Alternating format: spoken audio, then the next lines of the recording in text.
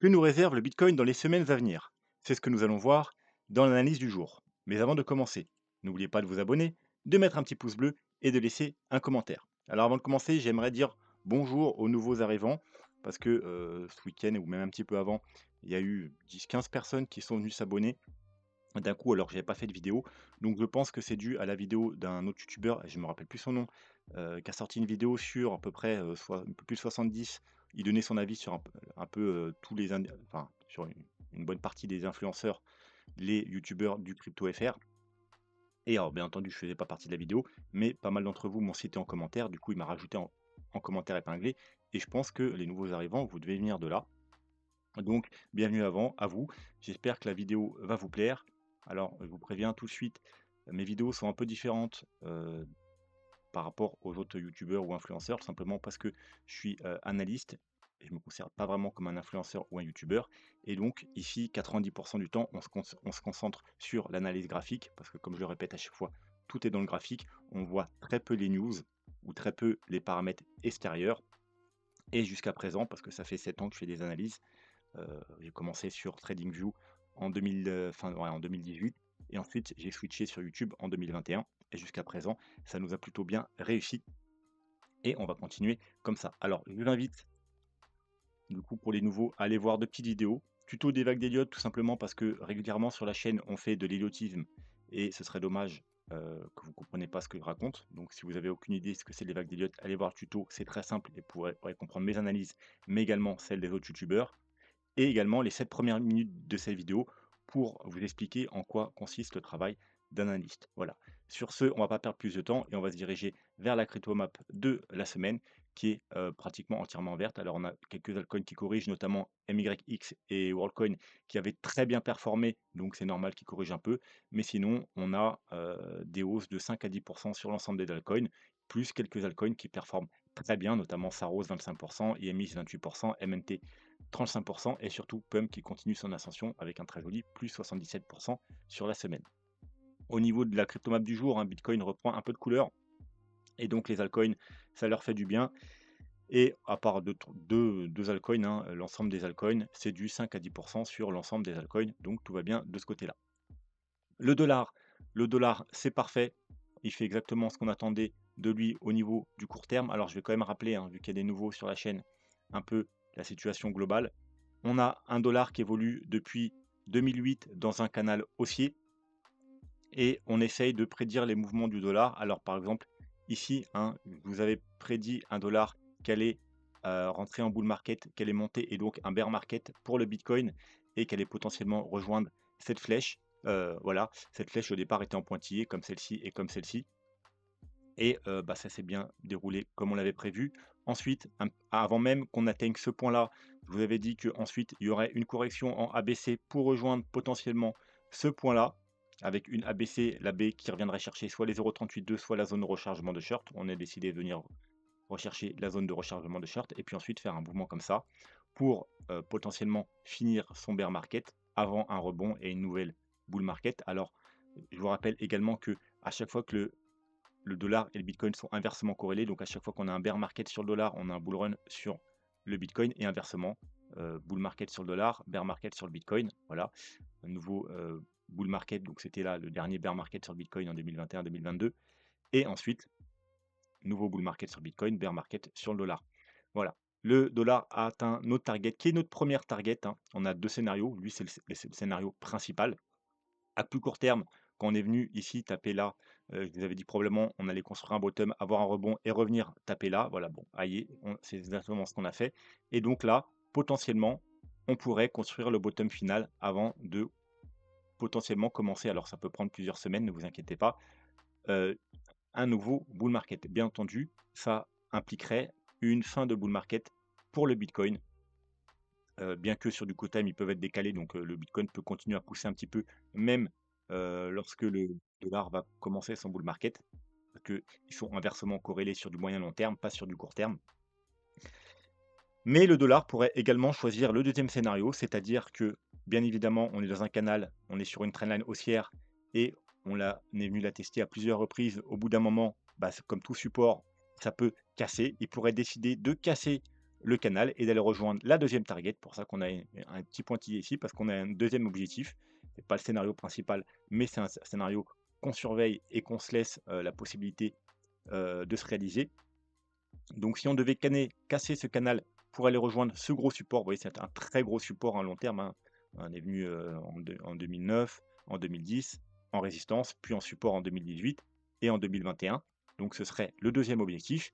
Et bien entendu, si ça se produit, eh bien ça laisserait au Bitcoin plusieurs mois pour continuer sur son bull market. Parce que comme vous savez, moi, la target que tout le monde a, Bitcoin, euh, en mi-octobre, fin octobre ou en novembre, fin du bull market, c'est pas du tout ce à quoi je tends, tout simplement parce que si tout le monde s'attend à quelque chose, eh bien, il y a peu de chances que ça se produise. Donc moi, je suis plus un bull market qui va finir soit vers la fin septembre, soit, alors si c'est pas déjà fini, si déjà on va faire des nouveaux plus hauts, ce qui est pas encore assuré, ou soit après, ça veut dire janvier, février, mars, avril, voilà, courant 2026. Et effectivement, ce serait ce scénario-là, s'il se met en place, on aurait du coup un cycle beaucoup plus long, un super cycle et un Bitcoin qui pourrait dépasser, facilement les 200 000 $. Voilà, c'est pas mon scénario privilégié, mais c'est un scénario quand même qui existe et qui pourrait se produire si, le dollar décide de breaker ce canal. Voilà, pour le moment, on va surveiller ça attentivement parce que le scénario principal reste quand même de former un bottom sur cette zone-là et donc une fin de bull market très proche. Voilà. Ensuite, les gaps. Donc, on est venu combler le dernier gap, hein. Bon, je l'ai effacé ici tout simplement parce que la vidéo, c'est la deuxième fois que je l'enregistre. Mon logiciel a encore bugué, hein, donc on avait un gap par ici. Un gap 4 heures, hein. Alors, je vous rappelle que sur la chaîne ici, on se concentre la majeure partie du temps sur les gaps daily tout simplement parce que c'est ceux qui ont les meilleures statistiques. Je rappelle les statistiques, 90% des gaps daily sont comblés et parmi ces gaps, 80% sont comblés dans les 2 semaines qui suivent l'ouverture du gap. Je vous avais dit attention, celui-ci c'est un gap 4 heures, donc il ne respecte pas forcément les statistiques. Oui, les gaps 4 heures ont quand même de très fortes probabilités d'être comblés, pas peut-être pas 90%, mais au moins 80%. Mais par contre, ils ne respectent pas la stat de ils vont être comblés dans les 2 semaines qui viennent et souvent même souvent dans la semaine qui vienne. Donc tout le monde était très confiant ici à l'ouverture du gap. J'ai vu qu'on a un gros gap, on va venir le combler. Et ils étaient très bullish. Je vous dis attention, on va probablement aller faire des nouveaux plus bas et le combler plus tard. C'est ce qu'on a fait. On est venu déjà aux 109 000 $, on a rebondi et on est venu aux 107 000 $. Voilà, pour refroidir un peu tous ceux qui étaient beaucoup trop bullish. Nous, on en a profité pour, encore une fois, rentrer en trade ici parce que c'était nos niveaux d'achat. Et puis, seulement au bout de 3 semaines, hein, parce que ça, voilà, ça fait 3 semaines maintenant, on vient combler le gap. Donc le gap est comblé, on n'en parle plus. Proche de nous, il n'y a plus aucun gap, il n'y a plus de gap haussier, il y a des gaps baissiers, mais ce sera un signe de faiblesse, ne serait-ce que d'aller seulement combler celui-ci. Alors on pourrait venir combler et être toujours en bull market. Les autres, non, hein, ce serait prochain bear market qui vont être comblés. Mais lui, il est encore dans les niveaux où on peut encore se considérer en bear market, en bull market tant qu'on est au-dessus des 100 000 $, mais ce serait déjà un gros signe de faiblesse d'aller le combler. Donc, on préférait éviter, hein. Maintenant, il faut monter et aller faire des nouveaux plus hauts. Donc, il n'y a plus de gap à surveiller proche de nous. On va pouvoir passer à la Bitcoin dominance. Donc, encore une fois, on va faire un petit débrief parce que j'entends beaucoup de bêtises. Il y en a beaucoup qui disent, qui parlent encore d'une altcoin saison à venir, que quand ça va commencer, tout va exploser, etc. Non, et non, et non.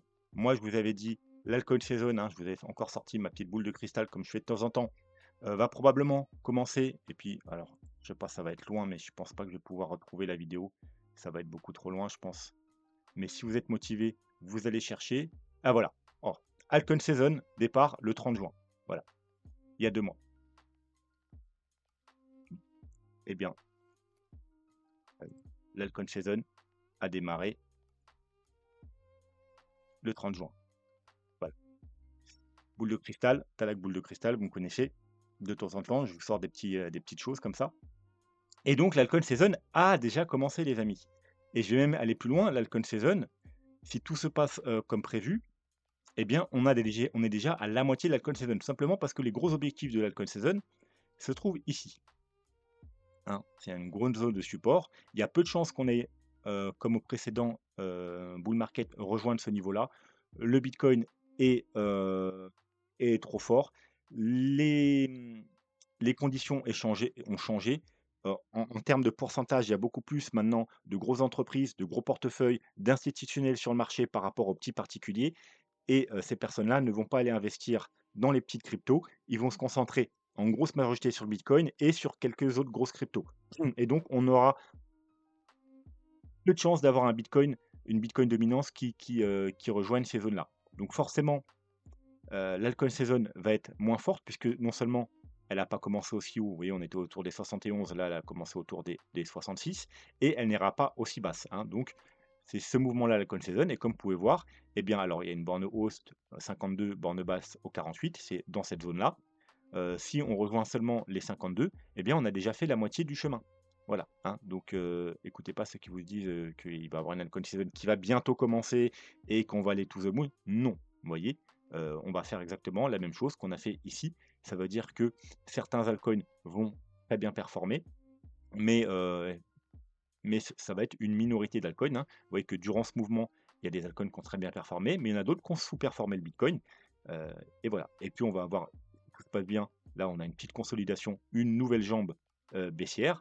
On va encore avoir nos altcoins, des certains altcoins qui vont surperformer le bitcoin, hein, notamment, justement, hem, au mois de, au mois d'avril mars-avril, hein, quand on a eu cette chute, vous avez donné pour les retardataires un petit portefeuille fin du bull run ou alors pour ceux qui avaient déjà un portefeuille, pour rééquilibrer le portefeuille pour vous préparer à la dernière partie du bull run, avec justement des altcoins qui étaient susceptibles de surperformer le bitcoin. L'objectif, c'était pas de faire des fois 10, des fois 20, des fois 100, c'était juste de surperformer le bitcoin parce que si vous surperformez le bitcoin, eh bien, c'est déjà énorme, hein. Vous faites, ce que 99,9 des gens n'arrivent pas à faire, hein, parce que je vois encore, pas mal de personnes sur Twitter ou autres qui ont un portefeuille négatif. Alors non seulement ils surperforment pas le bitcoin, mais en plus ils n'arrivent même pas à faire des profits. Donc ceux qui ont un portefeuille positif, c'est déjà bien. Ceux qui surperforment le bitcoin, vous êtes dans le top 1, c'est sûr et voilà, donc si on regarde le portefeuille de fin de bull run qui se trouve là, voilà, depuis, il a été créé, voilà, à peu près là. Et eh bien, vous voyez que depuis la création, le bitcoin, il a pris, 20, le portefeuille, il a pris 80. Donc non seulement on a surperformé le bitcoin, mais on a fait x4 par rapport au bitcoin. Donc, parce qu'on s'est limité sur quelques altcoins, alors une petite quinzaine d'altcoins et ils ont majoritairement tous surperformé le bitcoin parce que c'était l'objectif de cette fin de bull run et ça va être si on a une nouvelle jambe haussière, c'est, le même objectif. Ça veut dire concentrez-vous sur quelques altcoins, plutôt du top 100 et c'est ceux-là qui vont bien performer et c'est grâce à cela que vous pourrez surperformer le bitcoin. Mais ne vous attendez pas à, une altcoin saison comme on a eu ici ou, ici, puisque potentiellement on a déjà fait la moitié du chemin. On va continuer comme ça, mais voilà, hein, il y a peu de chances, heu que ce que tout le monde vous prédit, que l'alcool season va bientôt commencer et que tout va exploser, se produise. On va probablement continuer ce qu'on a déjà fait depuis 2 mois, tout simplement. Allez, bitcoin niveau court terme. Donc, on avait des petits points d'achat ici, hein, on a pris un trade ici, TP ici, et puis on a repris un trade ici. Premier TP ici sur le niveau de résistance, on est venu taper, on est venu taper une deuxième fois, on le casse, et on a un prochain objectif qui se trouve par là, zone de rechargement de short. Nous, voilà, tant qu'on n'a pas cassé cette zone, c'est pas gagné tout simplement parce que on pourrait être dans un mouvement correctif, hein. On a une vague baissière, une vague haussière, on pourrait très bien être dans une A, une B et puis ensuite une C, venir chercher un plus bas. Alors soit pour juste terminer une plus grosse correction avant de remonter ou soit tout simplement, on pourrait très bien aussi avoir trouvé un top ici, hein, heu et A, B, C puis, continuer seulement la correction, avoir une correction ensuite et continuer le mouvement baissier.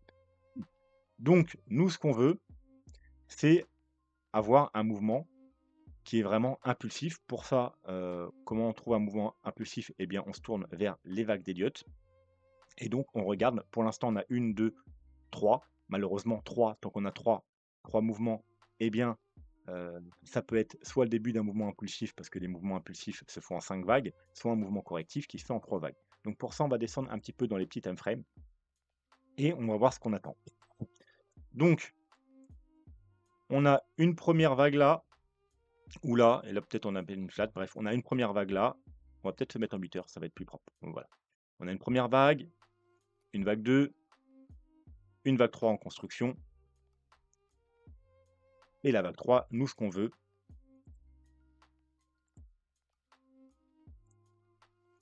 c'est qu'elle rejoigne au moins les 1,61,8, parce que c'est le target classique d'une 3.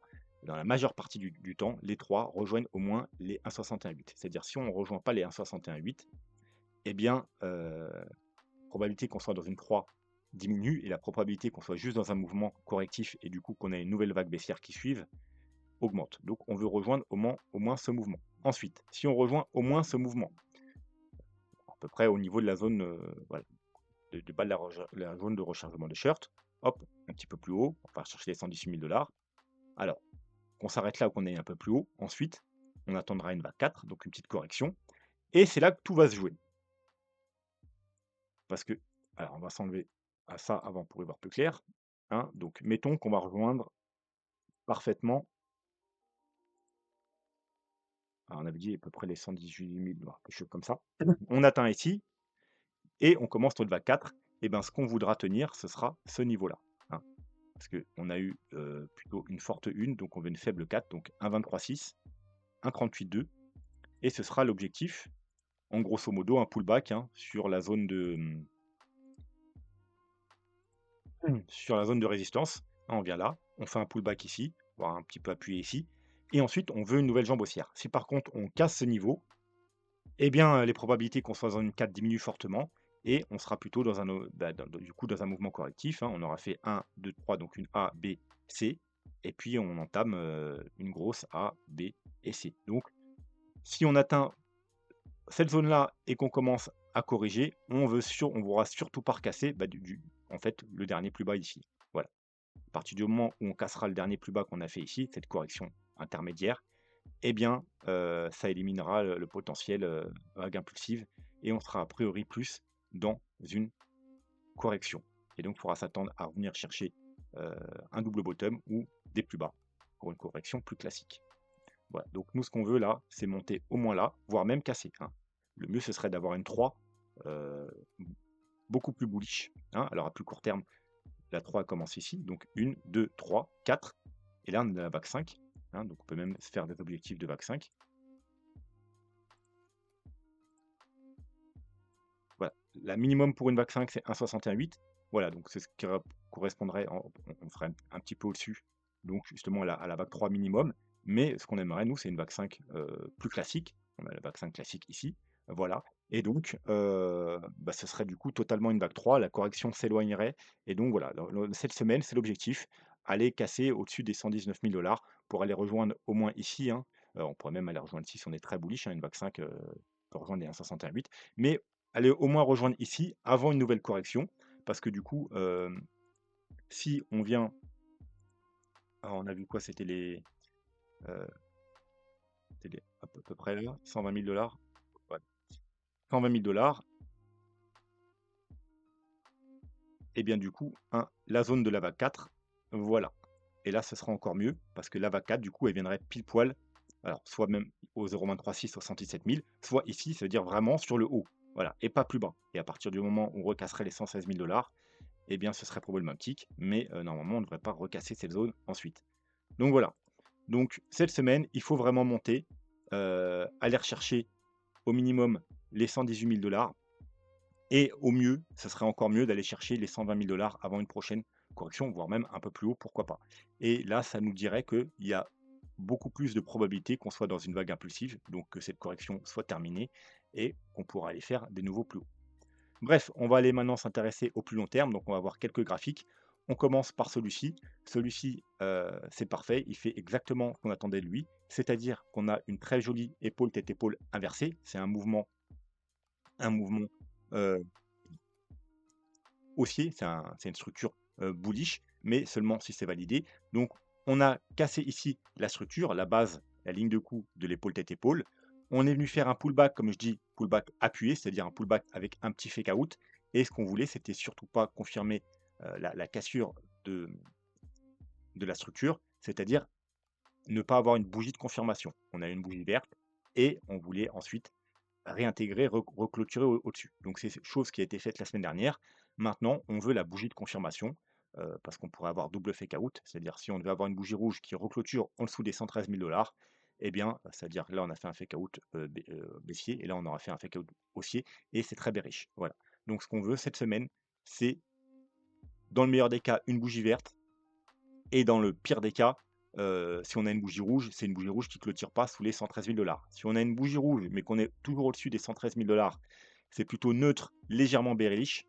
Si on a une bougie rouge et on clôture en dessous des 113 000 $, c'est bearish. Et si on a une bougie verte, eh bien c'est très bullish. On valide ce fake out, on valide ce pullback et on peut s'attendre à les rejoindre tout simplement les objectifs de cette figure qui sont, je vous le rappelle, on a double objectif en logarithmique et en non logarithmique, donc entre les 140 et les 148 000 et entre les 164 000 et les 170 000 $. Bien entendu, ça c'est seulement les objectifs pour cette figure. On a d'autres objectifs par rapport au Fibonacci, par rapport aux vagues d'Elliott, mais ce n'est pas le sujet de la vidéo du jour. Voilà, donc pour l'instant, c'est très très bien. Il faut que cette semaine confirme, hein. Donc comme je vous l'ai dit, sur du court terme, ce serait bien d'aller rejoindre au moins les 118 000, voire encore mieux, au minimum les 120 000 $ pour avoir une belle clôture aux alentours, au-dessus des 118 000 $, pour avoir une belle bougie verte de clôture et augmenter considérablement les probabilités d'aller faire des nouveaux plus hauts et de rejoindre potentiellement les objectifs de cette épaule tête épaule. Voilà. En ce qui concerne ce graphique, ce qu'on voulait surtout pas ici, c'est aller rejoindre le bas du canal. Enfin, surtout pas. On voulait éviter d'aller rejoindre le bas du canal. Hein. C'est pas catastrophique, c'est un gros niveau de support, hein, vu que c'est la base de la structure de ce bull market. Mais qui dit aller rejoindre le support, dit risque de le casser. Donc nous, ce qu'on préfère éviter, c'est d'aller le rejoindre, parce que si on ne va pas le rejoindre, eh bien, on est sûr de ne pas le casser. Voilà, donc pour l'instant, c'est bon, on rebondit un petit peu avant. Donc, si jamais on continue à monter, le prochain objectif, c'est la médiane de ce canal, hein, qui nous a rejeté ici et ici. Donc, on pourrait à nouvelle fois aller la retester aux alentours des 135 000 $. Bien entendu, il faudra être extrêmement prudent parce que ça pourrait être le top de marché, surtout que au niveau du RSI, hop, on va essayer même d'être précis. Voilà. Comme vous pouvez voir ici, hein, on n'est pas venu toucher le RSI, donc en cas de nouvelle jambe haussière, on risque cette fois-ci d'aller toucher cette trendline, hein, et ça pourrait très bien être le top du bull market. Hein. On afficherait une nouvelle divergence baissière, c'est-à-dire on fait un plus haut, plutôt un plus haut et un plus bas, et là un nouveau plus haut et un nouveau plus bas, on touche la trendline et c'est terminé.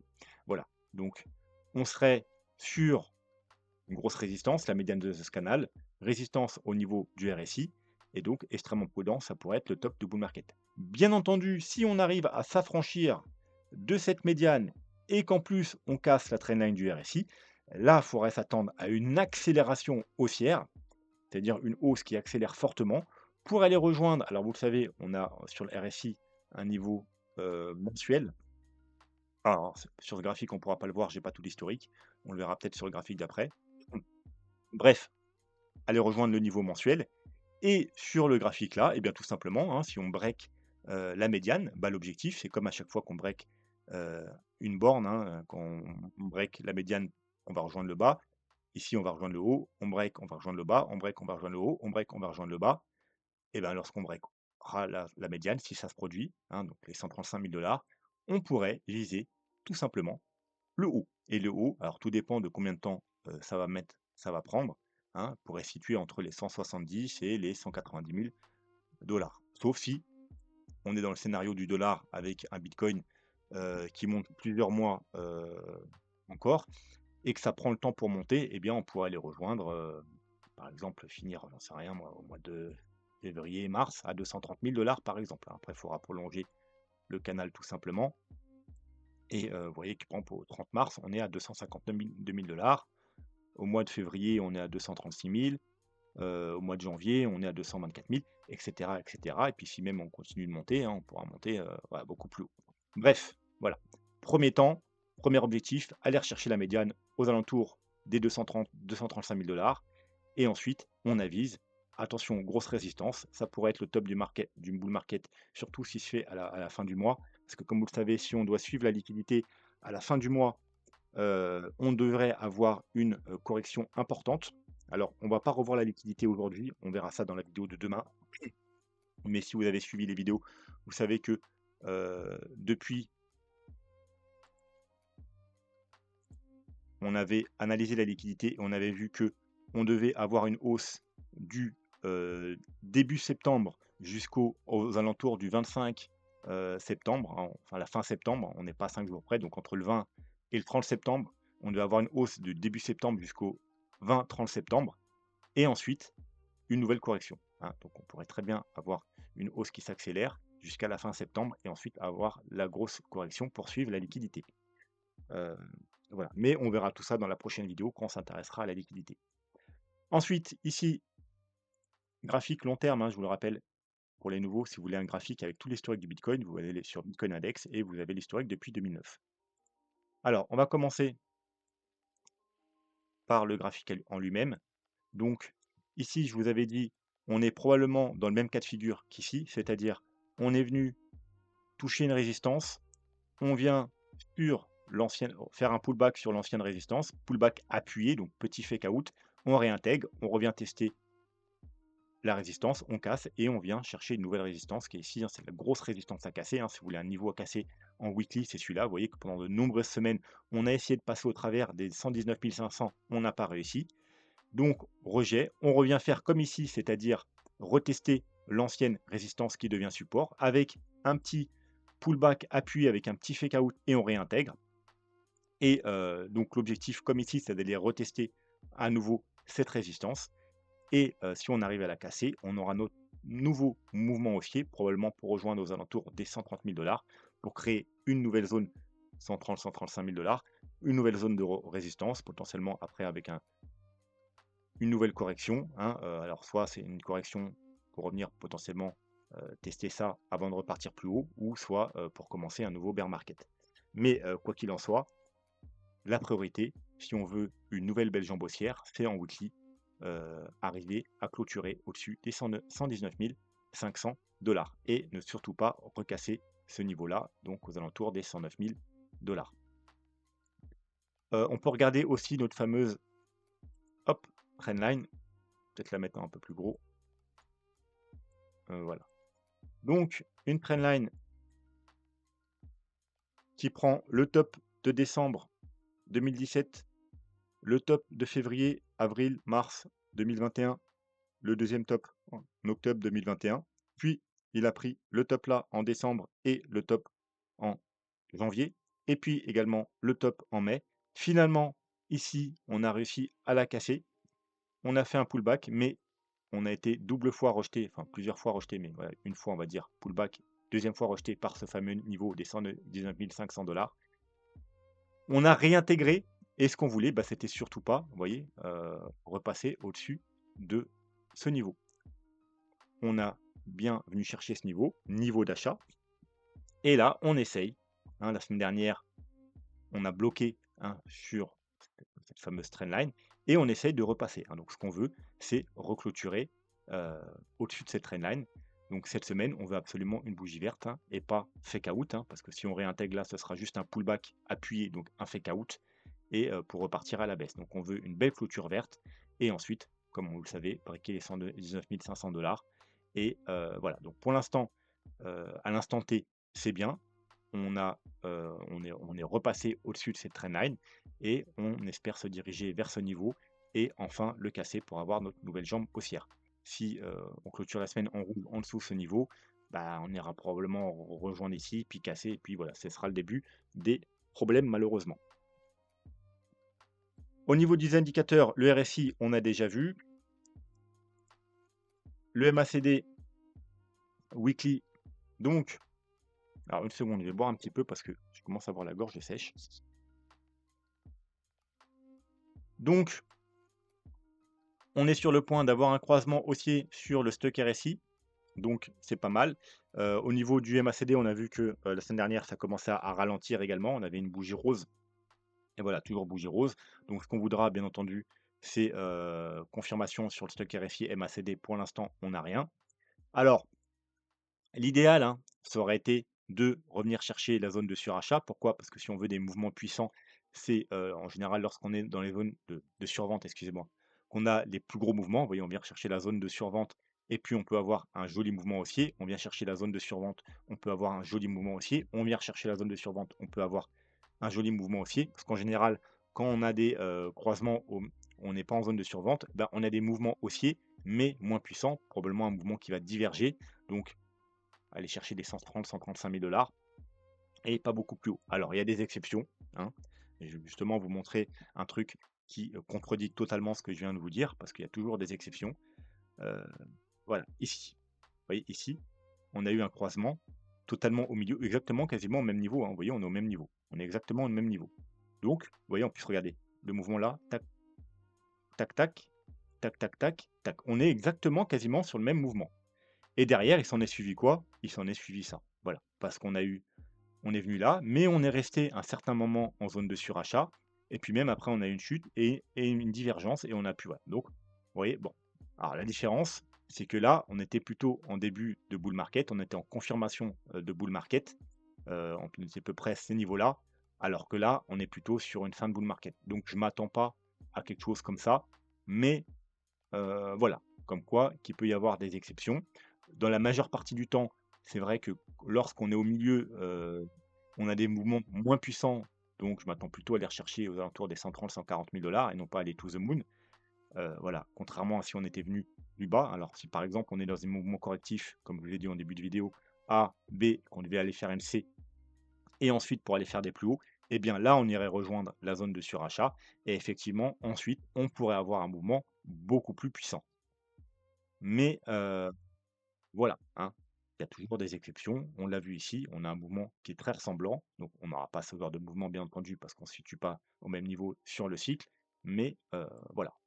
Et il pourrait y avoir revenir ici, puis consolider un moment et puis continuer à monter. On pourrait avoir un mouvement violent, mais c'est pas quelque chose à privilégier. Normalement, c'est plutôt un mouvement un peu plus faible qu'on a eu précédemment.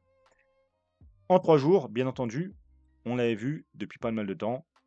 Il y avait là, par contre, on est bien, hein, en zone de survente. On avait un ralentissement, un rounding bottom. On voit bien également un très joli rounding bottom, hein.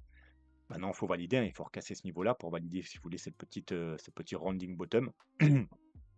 On avait également un ralentissement du côté du MACD. On a eu notre premier signal ici, le croisement du stock RSI. On a eu la confirmation ici.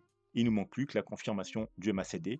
Et si on continue à monter cette semaine, on aura également la confirmation du MACD. Et vous savez, en général, ça nous donne les fins de correction. À chaque fois qu'on a toutes les confirmations, ça nous donne les fins de correction. Donc, si, et c'est ce qu'on veut cette semaine, avoir une bougie verte, on aura nos confirmations et on pourra potentiellement aller faire des nouveaux plus hauts. Au niveau des moyennes mobiles, eh bien, est, euh, tout est très bien jusqu'à présent. Alors, en weekly, excusez-moi. C'est-à-dire, ce qu'on voulait, c'était éviter de recasser la moyenne mobile 21, parce que sinon, on aurait probablement été rechercher la moyenne mobile 50 vers les 97 000 $, et c'est une zone très à risque. Ça veut dire, une fois que si on la casse après, c'est bear market. Donc, on voulait éviter d'aller rechercher ce niveau, même si on a été le chercher lors des 2 précédentes corrections et que ça s'est bien passé, on voulait ce coup-ci l'éviter. Donc on est venu ici, hein, encore une fois, mon niveau d'achat et pour l'instant ça rebondit bien, donc tout va bien. Donc maintenant, ce qu'on veut éviter, c'est de repasser en dessous, la moyenne mobile 21, c'est-à-dire les 109 000, enfin, on va dire aux 109 000 $. Voilà, il faut à tout prix. Si on devait avoir, repartir vers le bas, on va arrondir, hein, il faut éviter de repasser en dessous les 110 000 $, sinon ensuite on risquerait d'aller rechercher ici et les problèmes pourraient commencer. Donc maintenant, il faut monter et bah, pour l'instant tout va bien, hein. On est on est toujours totalement bullish, hein, en weekly sur les moyennes mobiles, puisqu'on est au-dessus de toutes les moyennes mobiles. On a fait un beau pullback, on repart à la hausse, tout va bien. Maintenant, il faut confirmer.